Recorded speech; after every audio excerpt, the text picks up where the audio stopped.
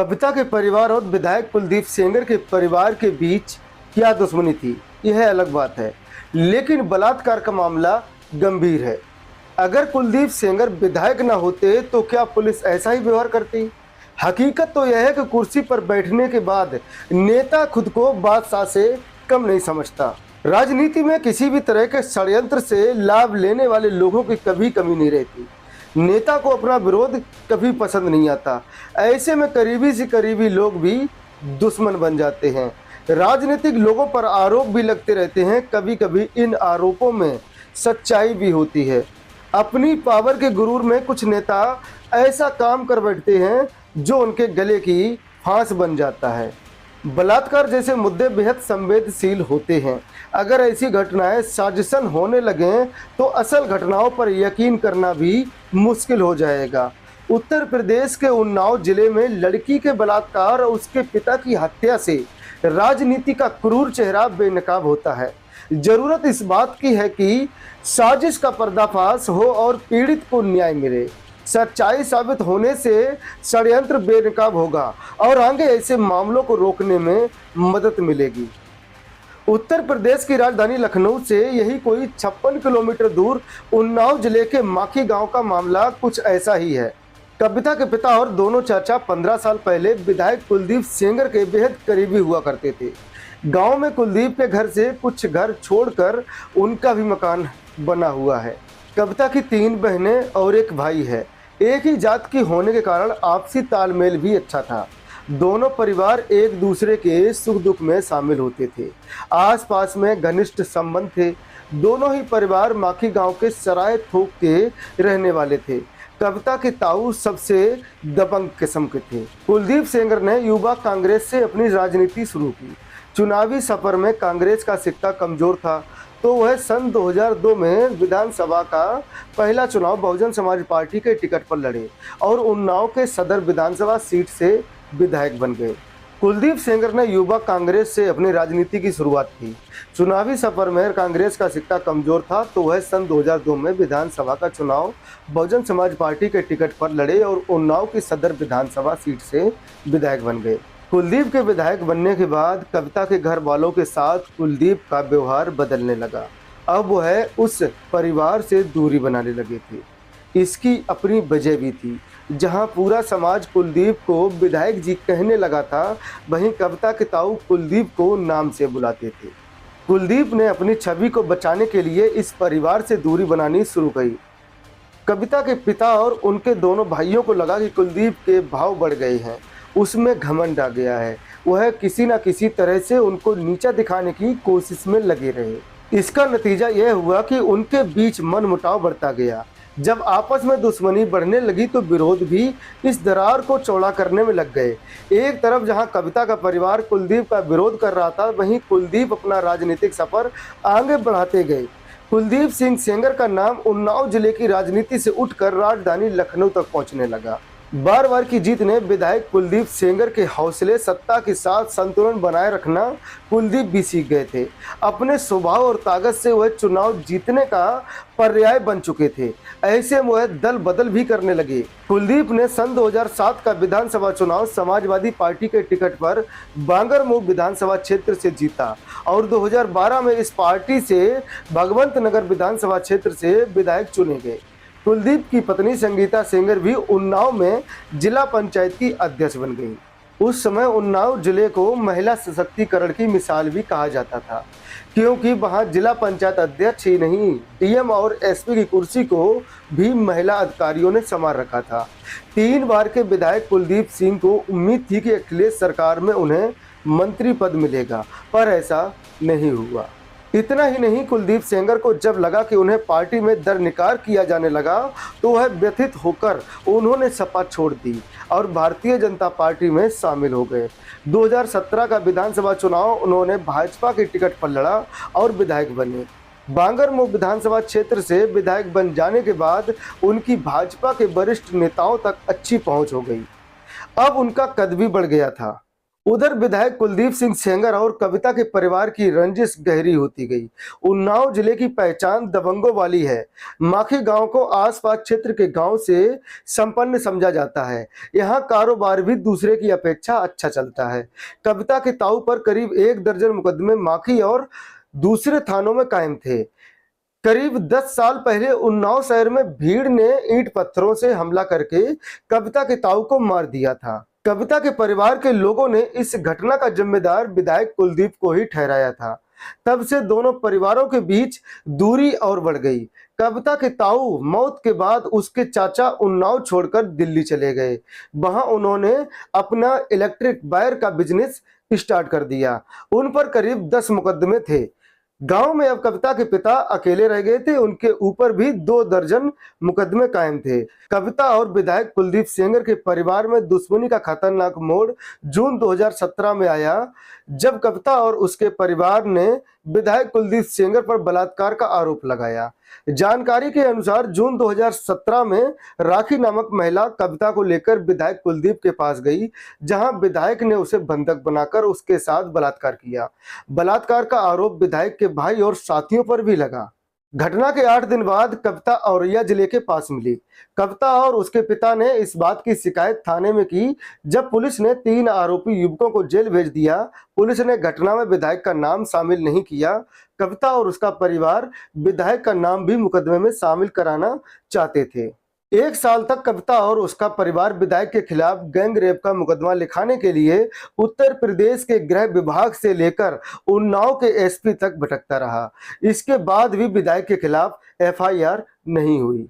विधायक के खिलाफ मुकदमा न लिखे जाने के कारण कविता और उसके परिवार के लोगों ने सीआरपीसी की धारा 156(3) के तहत कोर्ट में मुकदमा लिखाए जाने की अपील की। इसके बाद 3 अप्रैल 2018 को विधायक के छोटे भाई ने कविता के पिता के साथ मारपीट की और मुकदमा वापस लिए जाने को कहा। कविता और उसके परिवारजनों ने पुलिस में मुकदमा लिखाया। इसके साथ विधायक के लोगों की तरफ से भी मुकदमा लिखाया गया।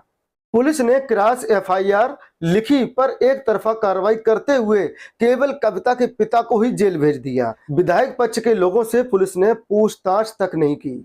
8 अप्रैल 2018 को कविता अपने परिवार के लोगों के साथ राजधानी लखनऊ आई और सीधे मुख्यमंत्री योगी आदित्यनाथ के आवास कालिदास मार्ग पहुंच गई। वहां उसने आत्मदाह करने की कोशिश की, लेकिन पुलिस ने उसे पकड़ लिया और गौतमपल्ली थाने ले गई। डीजीपी ने इस पूरे मामले की जांच उन्नाव की एसपी पुष्पांजलि को करने के लिए निर्देश दिए। इस बीच जेल में ही कविता के पिता की मौत हो गई। पोस्टमार्टम रिपोर्ट में मृतक के शरीर पर चोट के 14 निशान मिले। उन्नाव के सीएमओ डॉक्टर एसपी चौधरी की अगुवाई में 3 डॉक्टरों के पैनल ने पोस्टमार्टम किया। मृतक के हाथ, पैर, कमर, पीठ और पिंडली में चोट मिली। पेट में डंडे या किसी चीज से ताबड़तोड़ प्रहार होने पर आंत में घाव हो गया था। इससे वह सेप्टिसेमिया का शिकार हो गए, जो उनकी मौत का कारण बना। एक और बलात्कार का दर्द, दूसरी ओर पिता की मौत का गम। किसी लड़की के लिए इससे दर्दनाक और क्या हो सकता है कि जिस समय वह न्याय की मांग लेकर मुख्यमंत्री से मिले, उसी समय उसका पिता मौत के मुंह में चला जाए। कविता के पिता की मौत के बाद सरकार भी हरकत में आई। एसपी पुष्पांजलि ने एक तरफा कार्रवाई करते हुए कविता के पिता को जेल भेजने के दोषी माखी थाने के थाना प्रभारी अशोक सिंह भदौरिया सहित 6 पुलिस वालों को तुरंत सस्पेंड कर दिया। इतना ही नहीं, मामले की जांच एसआईटी और क्राइम ब्रांच को सौंप दी गई। सत्ता में रहने वाले विधायक की हनक अलग होती है। उसके खिलाफ पुलिस में मुकदमा कायम करना आसान नहीं होता। कुलदीप सिंह सेंगर के मामले को देखें तो पूरी बात साफ हो जाती है। अपना विरोध करने वालों के साथ सत्ता की हनक में विधायक कुलदीप सेंगर ने जो कुछ किया, वह अब योगी सरकार के गले की फांस बन गया था। उन्नाव से लेकर राजधानी लखनऊ तक केवल पुलिस ही नहीं, जेल और अस्पताल तक में जिस तरह से विधायक के विरोधी के साथ बर्ताव हुआ, वह किसी कबीले की घटना से कम नहीं है। आपने ऐसे दृश्य फिल्मों में देखे होंगे कि जिनमें अपने विरोधी की पिटाई पानी डालकर की जाती है। मरणासन्न अवस्था में पीड़ित के ही खिलाफ मुकदमा कायम कराकर पुलिस की मिली भगत से जेल भेज दिया जाता था। घायल को लेकर पुलिस सरकारी अस्पताल जाती, जहां उसका इलाज करने के बजाय जेल भेज दिया जाता। घायल को जेल में सही इलाज नहीं मिलता, जिससे वह तड़प तड़प कर मर जाता है। यहाँ हकीकत में ऐसा ही हुआ। पुलिस से लेकर जेल और अस्पताल तक के लोग विधायक कुलदीप सेंगर की धौंस के आगे नतमस्तक बने रहे। जेल में जाने के दूसरे ही दिन घायल की मौत हो गई। मौत के बाद जागी सरकार के दबाव में पुलिस विभाग ने अपने कर्मचारियों को भले ही सस्पेंड कर दिया, पर जिला जेल और अस्पताल के लोगों को कोई सजा नहीं दी गई।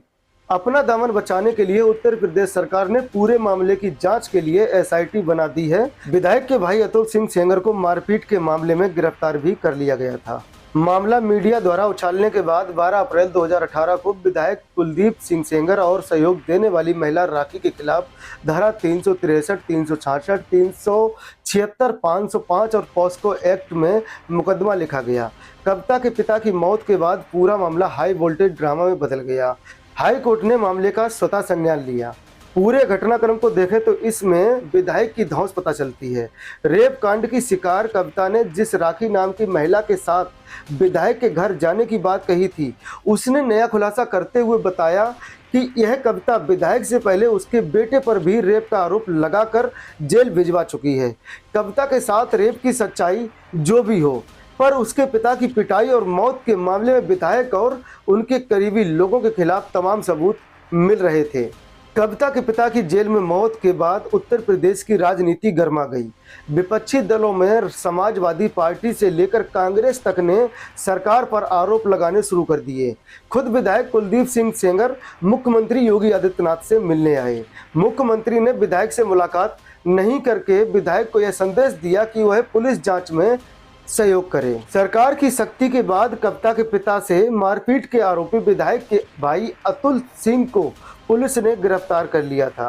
कविता ने इसके बाद भी अपनी लड़ाई जारी रखी। कविता का कहना है कि पूरे मामले में विधायक भी दोषी है, उनकी भी गिरफ्तारी होनी चाहिए। सरकारी अधिकारी पूरे मामले में विधायक की भूमिका की भी जांच कर रहे हैं। सरकार ने एसआईटी गठित कर दी है। एसआईटी की जांच टीम के अधिकारी राजीव कसर ने माखी गांव जाकर पूरा मामला समझा और अपनी जांच रिपोर्ट मुख्यमंत्री योगी आदित्यनाथ को सौंप दी। इसके आधार पर पुलिस के साथ ही जिला अस्पताल के डॉक्टर के खिलाफ भी कड़ी कार्रवाई करने के संकेत दिए। उत्तर प्रदेश सरकार ने सीबीआई को पूरे मामले की जांच सौंप दी, जिससे उन्नाव कांड को लेकर हो रही राजनीति के प्रभाव को दबाया जा सके और सरकार की छवि भी बची रहे। विधायक कुलदीप सेंगर ने खुद एसएसपी लखनऊ के सामने पेश होकर अपनी सफाई दी। दूसरी तरफ विधायक की पत्नी संगीता सेंगर उत्तर प्रदेश के डीजीपी ओपी सिंह से मिली और उन्हें बताया कि पूरा मामला राजनीतिक षड्यंत्र से प्रेरित है। ऐसे में कविता और उनके पति को नार्को टेस्ट कराया जाए। संगीता ने यह भी दावा किया कि उनके पति और कविता की कभी मुलाकात नहीं हुई। भारी दबाव के कारण आखिर सीबीआई को आरोपी विधायक कुलदीप सिंह सेंगर को गिरफ्तार करना पड़ा। सीबीआई ने 13 अप्रैल 2018 रात 10 बजे विधायक को गिरफ्तार कर लिया। अब इलाहाबाद हाई कोर्ट इस पूरे मामले की जांच की निगरानी करेगा। चीफ जस्टिस डीबी भोसले की बेंच ने सीबीआई से 2 मई को जांच की स्टेटस रिपोर्ट मांगी। कोर्ट ने आदेश दिया है कि सीबीआई कानून के तहत सख्ती से जांच करे। घटना के बाद से लड़की को लेकर तमाम तरह के ऑडियो और वीडियो सोशल मीडिया पर वायरल होने लगे, जिनसे पता चलता था कि घटना के पीछे दुश्मनी की वजह को रखकर एक राजनीतिक रंग भी दिया जा रहा था। सत्ता में शामिल खुद भाजपा 2 खेमों में बट गई थी। इन वजहों से जांच का सही पक्ष सामने आना मुश्किल लग रहा था। ऐसे में कोर्ट के फैसले से ही सच का पता चल सकेगा। आपको बता दें, बलात्कार और कानून के मद्देनजर पीड़ित और उसके पक्ष की हर पहचान छिपाने के लिए नाम नहीं बताया गया है और कविता व राखी नाम जो है वो परिवर्तन नाम है। दोस्तों, इस घटना को सुनाने का उद्देश्य किसी का दिल दुखाना नहीं है, किसी को परेशान करना नहीं है, बल्कि आपको जागरूक करना है, आपको सचेत करना है। दोस्तों, इस पूरी घटनाक्रम के बारे में आपकी क्या राय है कमेंट बॉक्स में ज़रूर बताएं और हमारी मेहनत आपको पसंद आई तो चैनल को सब्सक्राइब करते हुए लाइक भी कर दें।